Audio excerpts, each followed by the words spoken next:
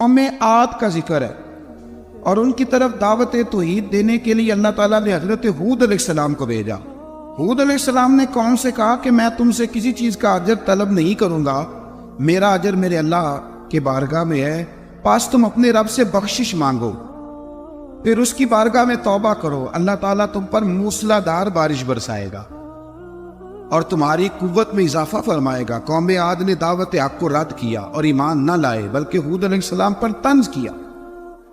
وہ کہنے لگے کہ ہمارے تو معبودوں نے، ہمارے بتوں نے معاذ اللہ آپ کو پاگل بنا دیا ہے، آپ کو مجنون بنا دیا ہے۔ الٹا حضرت ہود کو کہنے لگے اس لیے آپ ایسی باتیں کرتے۔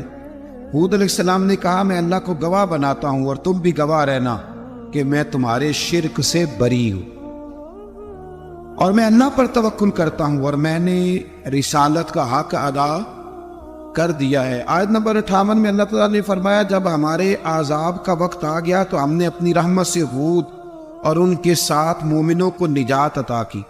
قوم عاد نے اللہ کی نشانیاں اور رسولوں کو جھٹلایا اور دنیا اور آخرت میں لعنت کے حقدار ہوئے۔ آیت نمبر 61 میں پھر سے حضرت صالح علیہ السلام اور ان کی قوم سمود کے حالات کو بیان کیا گیا ہے۔ حضرت صالح نے کہا ہے میری قوم اللہ وحدہ لا شریک کی عبادت کرو، اس سے بخشش طلب کرو، اس کی بارگاہ میں توبہ کرو، اس نے تمہیں زمین سے پیدا کیا ہے، اس پر آباد کیا ہے۔ جواب دیا ہے صالح ہمارے آباء و اجداد کے معبودوں کی عبادت کو روکنے سے پہلے ہمیں آپ سے بڑی امیدیں تھیں اور اب آپ ہمیں روکنے لگ گئے باپ دادا کے دین سے، لیکن اب ہمیں آپ کی دعوت کے بارے میں شکوک ہیں۔ صالح علیہ السلام نے اپنی قوم سے کہا کہ یہ اللہ کی اونٹنی ہے اور یہ تمہارے لیے نشانی ہے، اسے چرنے کے لیے آزاد چھوڑ دو اور اسے تکلیف نہ دینا۔ اللہ اکبر، ورنہ تمہیں عذاب پہنچے گا۔ انہوں نے اونٹنی کی کونچیں کاٹ ڈالی۔ صالح علیہ السلام نے کہا تم صرف 3 دن اپنے گھروں میں مزے اٹھا لو، 3 دن، پھر اللہ کا یقینی عذاب آئے گا۔ پھر ایک چنگاڑ نے ان کو آ دبوچا، وہ اپنے گھروں میں گھٹنوں کے بل اوندے پڑے رہ گئے۔ صرف صالح علیہ السلام ان کے ساتھ اہل ایمان اس عذاب سے بچے۔ یہ 3 قوموں کا ذکر ہو گیا، نوح علیہ السلام کی قوم کا بھی، ہود علیہ السلام کی قوم کا بھی اور حضرت صالح نے۔ آگے اللہ تبارک و تعالیٰ نے آیت نمبر 69 میں اس بات کا بیان فرمایا کہ حضرت ابراہیم علیہ السلام کے پاس فرشتے بشری شکل میں آئے، انسانی شکل۔ انہوں نے اجنبی مہمانوں کے لیے بچڑے کا بھنا ہوا گوشت تیار کرایا۔ آپ یقین کریں کچھ باتیں لوگ ایسی بیان کرتے ہیں کہ جن کو نہ سن کے بندے کا دل کرتا ہے کہ اس بندے کو بتائیں کہ یار یہاں تو دین سارا پڑھ۔ ایک صاحب مجھے کہنے لگے جی میں ایک پیر صاحب کے پاس گیا تھا تو بڑی مرغن غذائیں تھیں، انہوں نے میری بڑی خدمت کی پر مجھے نہیں اچھا لگا، پیروں کو چاہیے سادی روٹی رکھیں۔ میں کہتا ہوں پیراں واسطے لسٹ بنا ہوا انہوں نے کس طرح نہ ہونا چاہیے۔ یہ بہت بڑی مصیبت ہے۔ اگر آپ سادہ کھانا کھلا دیں تب بھی اعتراض ہے، اچھا کھلا دے کہتے رولا ہے کوئی پیر چوکھے مالدار، دونوں طرف سے مسئلہ۔ تو کہنے لگا جی نہیں پیروں کا کیا کام ہے، وہ کڑائیاں اور وہ سارے۔ تو پھر میں نے انہیں کہا کہ آپ اس طرح کریں، گھر جا کے نا تو 12ویں سپارے کی تلاوت کریں۔ حضرت ابراہیم نے اپنے مہمانوں کے لیے بھونا ہوا کھانا تیار فرمایا تھا۔ تو آپ کیا کہیں گے کہ حضرت ابراہیم درویش نہیں تھے؟ عجیب بات ہے بھائی، آپ ہر بات میں اڑ جاتے ہیں۔ دین ہم نے وہ لینا ہے جو اللہ کا قرآن ہمیں دیتا ہے اور رسول اللہ کی حدیث ہمیں دیتی ہے۔ جب انہوں نے دیکھا کہ مہمان کھانے کی طرف ہاتھ نہیں بڑھا رہے تو ان کو ڈر محسوس ہوا حضرت ابراہیم کو۔ فرشتوں نے کہا کہ ہمیں قوم لوط علیہ السلام کے عذاب کے لیے بھیجا گیا ہے۔ حضرت ابراہیم کی بیوی کھڑی تھی، اس پر وہ مسکرائی تو فرشتوں نے اللہ کی طرف سے انہیں حضرت اسحاق علیہ السلام اور اس کے بعد حضرت یعقوب علیہ السلام کی بشارت عطا۔ اسحاق علیہ السلام حضرت ابراہیم کے بیٹے ہیں اور یعقوب علیہ السلام ہوتے ہیں، اور یعقوب علیہ السلام کے بیٹے یوسف علیہ السلام۔ ہاں اللہ اگر چاہے تو 7 نسلوں میں نبوت رکھ دیتا ہے اگر اس کی منشا۔ تو حضرت یعقوب کی بشارت دی۔ انہوں نے حیرت سے کہا کہ ہم دونوں میاں بیوی تو بوڑھے ہیں، اس عمر میں اولاد کیسے ہوگی؟ تو فرشتوں نے جواب دیا اے ابراہیم کے گھر والو، تم پر اللہ کی رحمتیں اور برکتیں ہوں، اللہ کی قدرت پر تمہیں کیوں تعجب ہے؟ اللہ فرماتا ہے کہ بیٹے کی بشارت سن کر ابراہیم کا خوف دور ہو گیا اور پھر وہ قوم لوط کے بارے میں گفتگو کرنے لگے۔ ابراہیم بہت بردبار، اللہ سے آہوزاری کرنے والے اور اس کی طرف رجوع کرنے والے تھے۔ اللہ تعالیٰ نے حضرت ابراہیم علیہ السلام کو فرمایا، اے ابراہیم اس گزارش سے آپ گریزاں رہیں، اس کا یقینی فیصلہ ہو چکا ہے اور ان پر نہ ٹلنے والا عذاب نازل ہو کے رہے گا۔ وہ کیا گناہ کرتے تھے؟ لوط علیہ السلام کی قوم میں میں نے بتایا تھا، مرد مردوں سے بدفعلی کرتے۔ تو حضرت ابراہیم نے بھی عرض کی، بار بار گزارش کی، بحث کی کہ اللہ مہربانی فرما ان کا عذاب۔ آپ دیکھیں نبیوں کے حوصلے کتنے بڑے ہیں، قومیں تنگ کرتی ہیں اور طرح طرح کی باتیں کرتی ہیں اور پیغمبر پھر بھی کہتے ہیں یا اللہ مہربانی فرما، اے اللہ ان سے عذاب۔ آیت نمبر 77 میں حضرت لوط علیہ السلام کی قوم کی بدعمالیوں اور لوط علیہ السلام کے اپنی قوم کو بدعمالیوں کے باعث فرشتوں کی آمد، قوم کے بدعمال لوگوں کے دوڑ کر آنے اور حضرت لوط کو ان کے سمجھانے اور ان کے انکار پر مضطرب ہونے کا ذکر ہے، جس پر فرشتوں نے حضرت لوط کو تسلی دی کہ آپ فکر نہ کریں، ہم آپ کے رب کے فرشتے ہیں، یہ آپ اور ہم تک نہیں پہنچ سکیں گے۔ آپ رات کے آخری حصے میں قوم کی طرف توجہ کیے بغیر ہجرت فرما لیں، اس لیے کہ صبح کے وقت ان پر عذاب آئے گا۔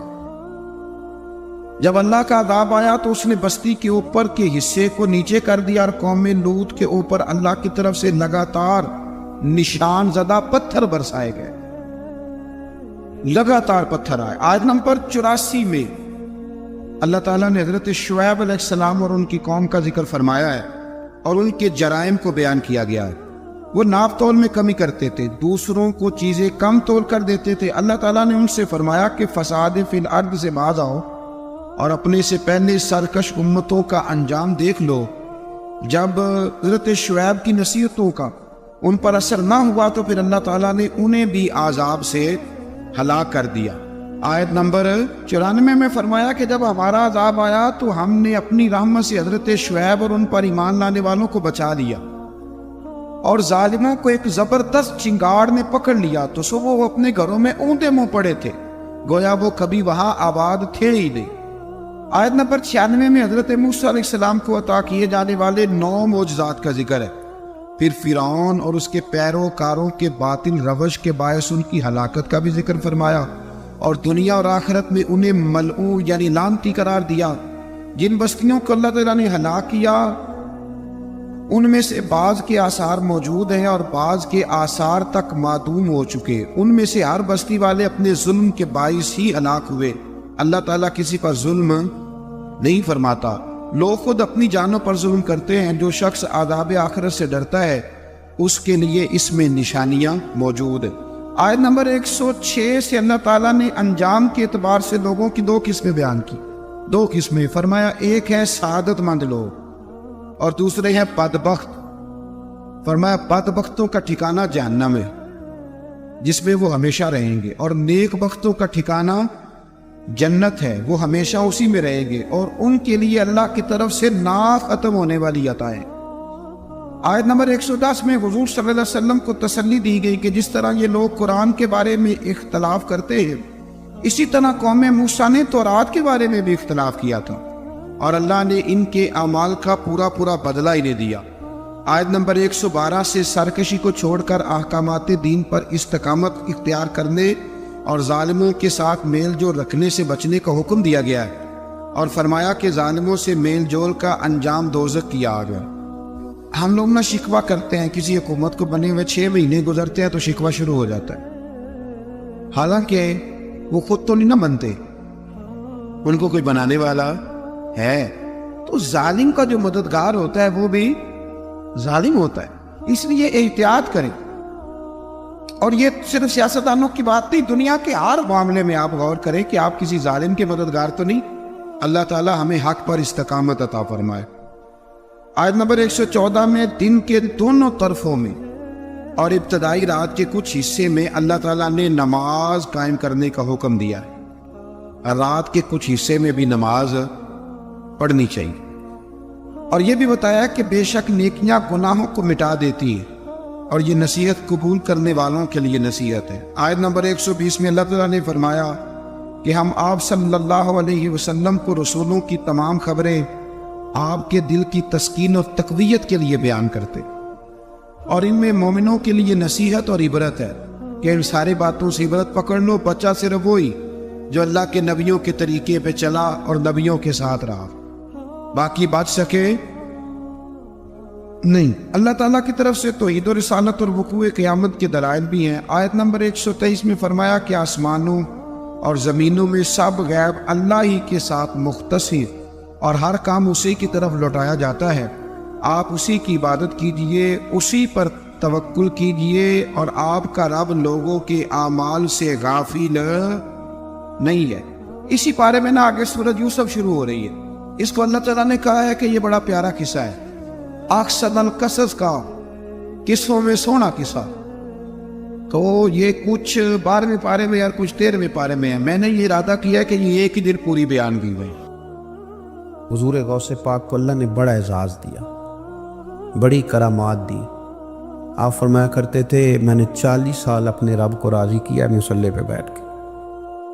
تو میرے مالک نے پھر پوچھا ہے کہ عبدالقادر کچھ مانگ لے، کوئی بات کر لے، تو سیدنا غوث اعظم رضی اللہ تعالیٰ عنہ فرماتے ہیں کہ میں نے پھر اپنے رب کریم کی بارگاہ میں عرض کیا، مالک جو قیامت تک مجھ سے محبت کرے فضل کرنا، اسے بغیر توبہ کے موت نہ دینا۔ تو میرے رب نے میری اس دعا کو شرف قبولیت عطا فرمایا کہ جو مجھ سے پیار کرے گا، میرا نام لے گا، وہ بغیر توبہ کے نہیں مرے گا۔ جنات بھی آپ کی بارگاہ میں حاضر ہوتے۔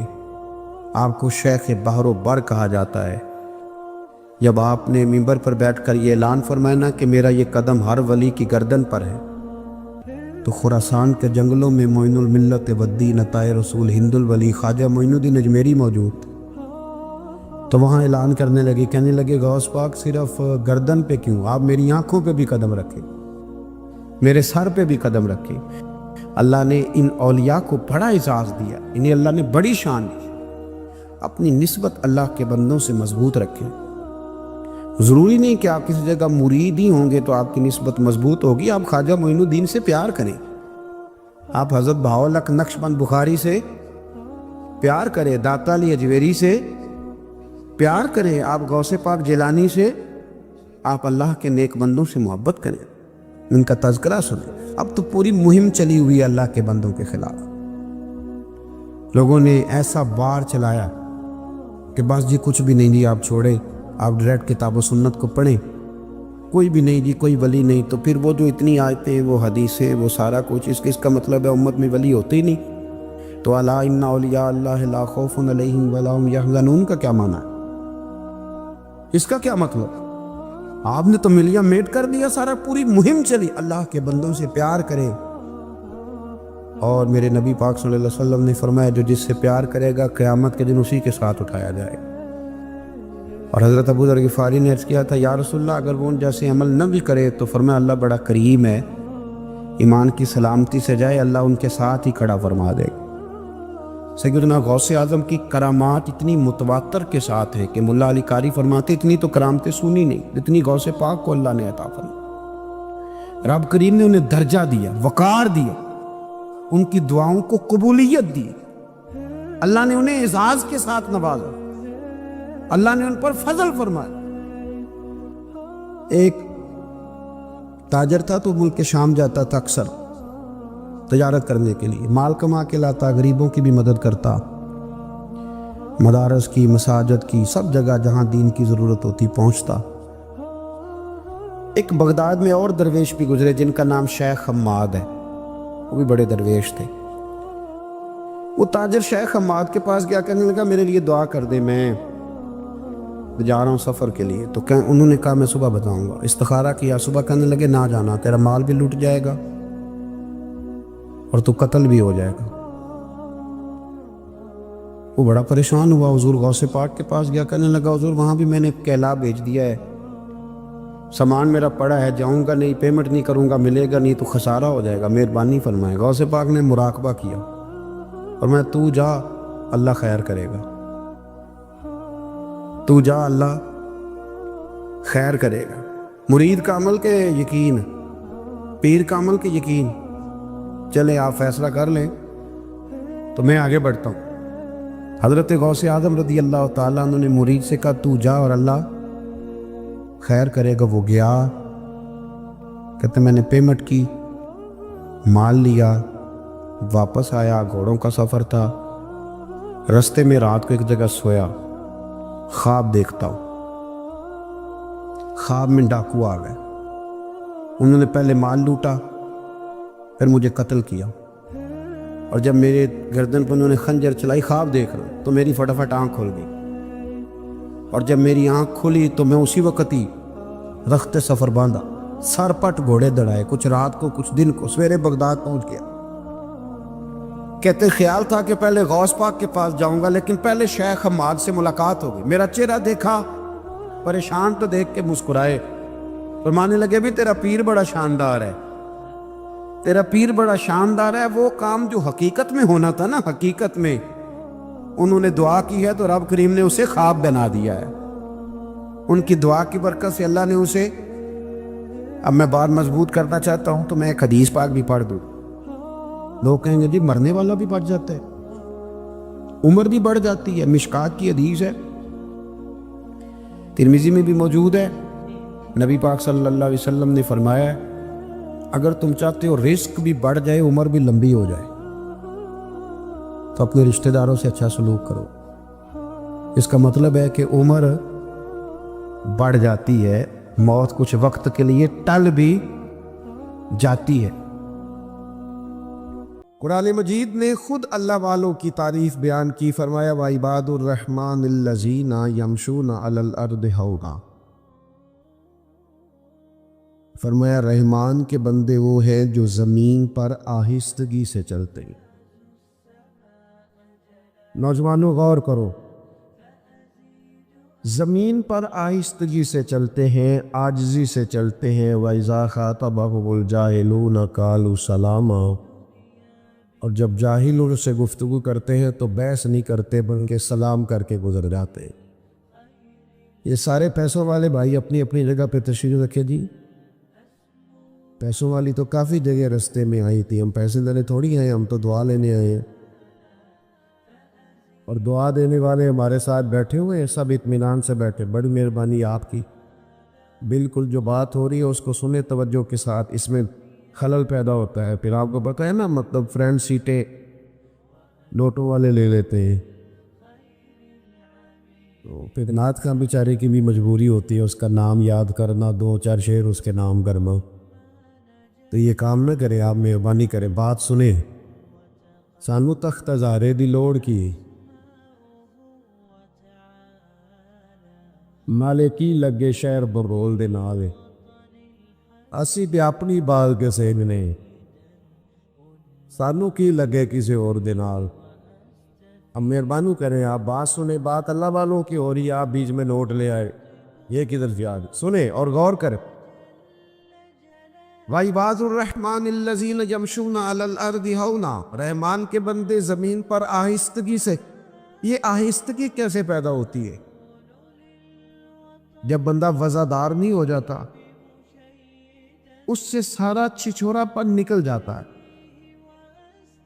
جب علم سے, معرفت سے اور راہ سلوک کی منازل کو طے کرنے سے اس کے دل میں قرار پیدا ہوتا ہے نا.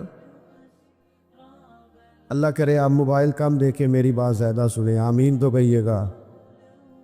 جب اس کی طبیعت میں قرار پیدا ہوتا ہے نا, یقین کامل کی دولت پیدا ہوتی ہے, اللہ کی ذات پر بھروسہ مضبوط ہوتا ہے, اس کا فہم مضبوط ہوتا ہے, وہ بے چینی سے, بے قراری سے, معاذ اللہ ہاتھ پھیلانے سے, وہ کسی کی طرف لالچ سے دیکھنے سے, حرص سے, ہوس سے, طمع سے پاک ہو جاتا ہے نا. پھر وہ وزادار ہو جاتا ہے, قناعت پسند ہو جاتا ہے.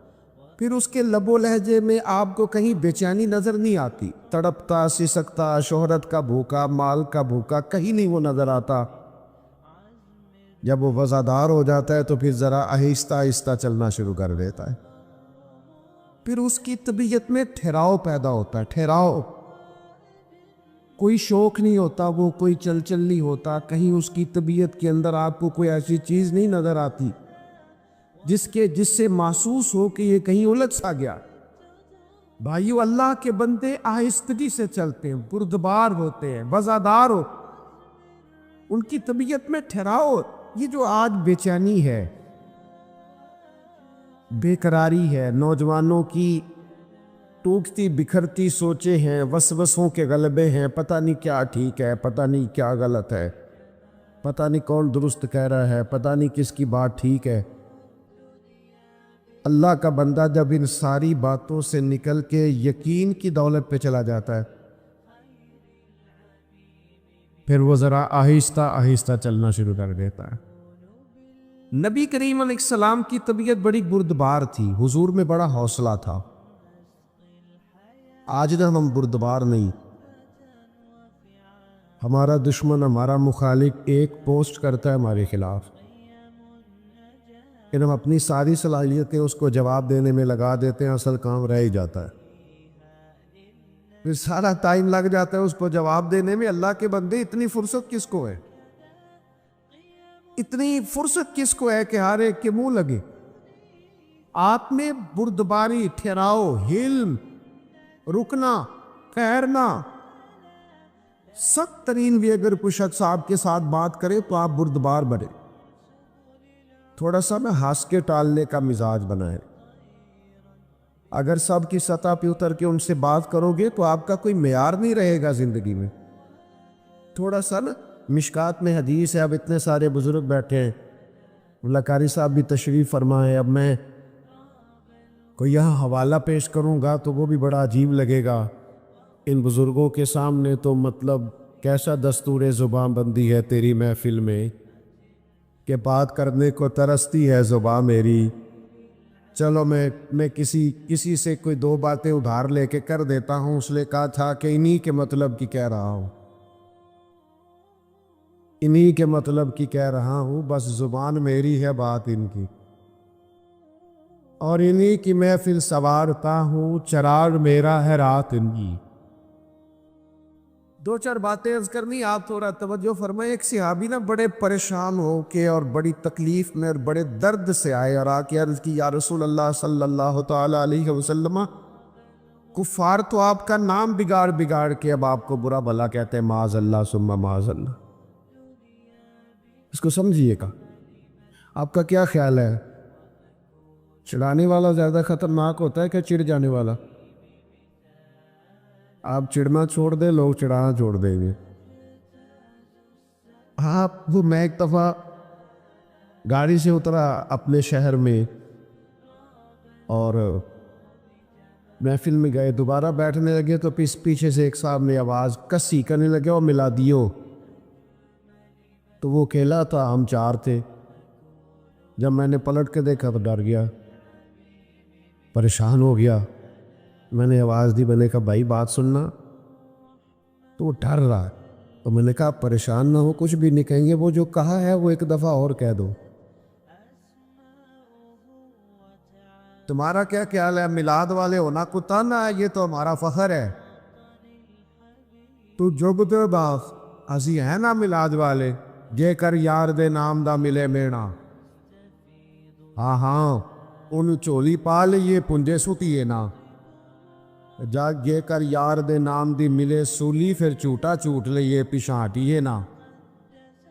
تو 2 دفعہ نہیں، تو 100 دفعہ کہے تو ہمارا ناز ہے۔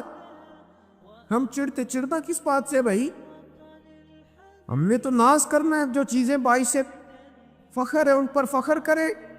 یہ سنیں، مشکات کی حدیث عرض کر رہا ہوں۔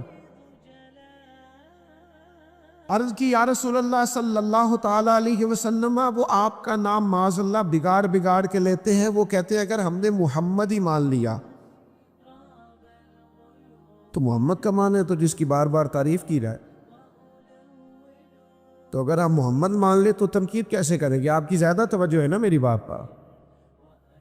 انہوں نے نام بگاڑنا شروع کر دیا، تو وہ صحابی پریشان تھے اور ان کے لب و لہجے میں بڑی تکلیف تھی کہ ایسا کیوں کہا۔ تو اللہ کے محبوب بات سن کے مسکرائے،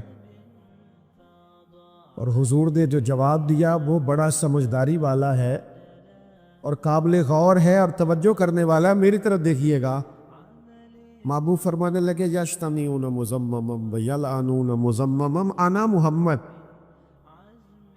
فرمایا وہ کسی مزمم کو برا بھلا کہتے ہیں، کسی مزمم کو معاذ اللہ گالی دیتے ہوگے، وہ میں نہیں ہوں، میں تو محمد ہوں.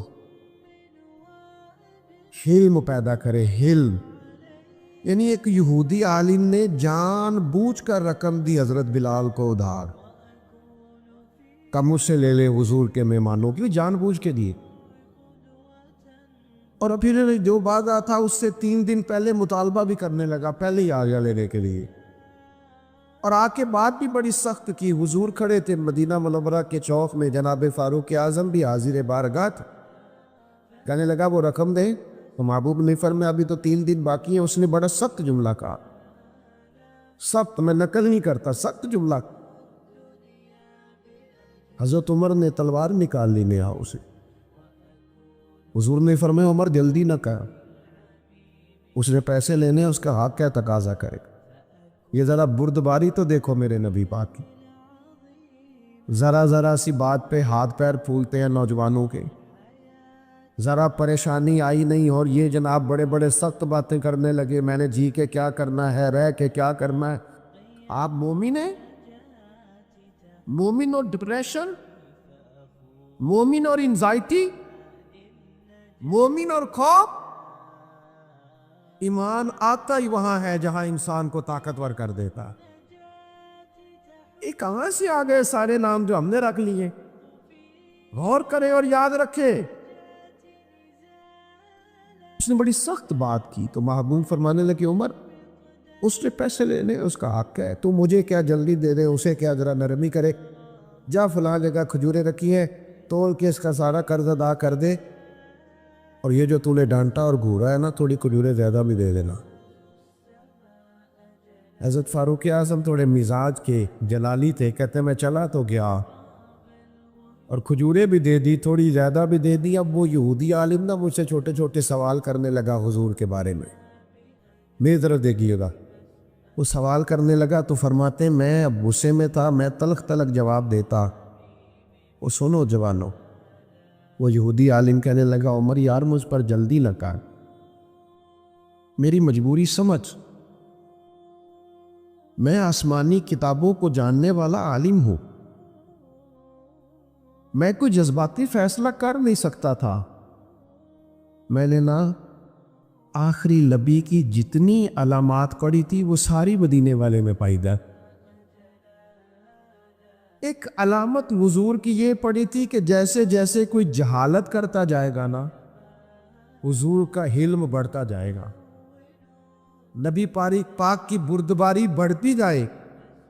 میں نے ساری علامتیں حضور میں دیکھ لی اور میری مجبوری سمجھ.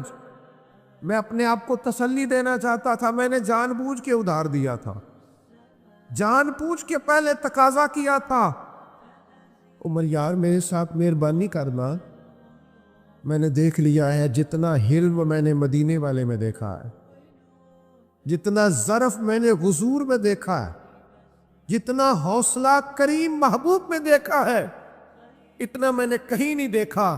اب اس طرح کر میرا سفارشی بن، مجھے ساتھ لے جا، میں نے حضور کا کلمہ پڑھنا.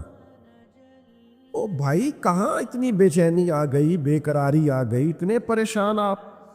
میرا تو کہ دینی ماحول سے تعلق ہے اور زندگی میں بڑے بڑے مجمع مجھے دیکھنے کی اللہ نے توفیق دی، تو بعض لوگوں کو نا عادت ہو جاتی ہے میری طرح کے لوگوں کو اسٹیج پر بیٹھنے کی.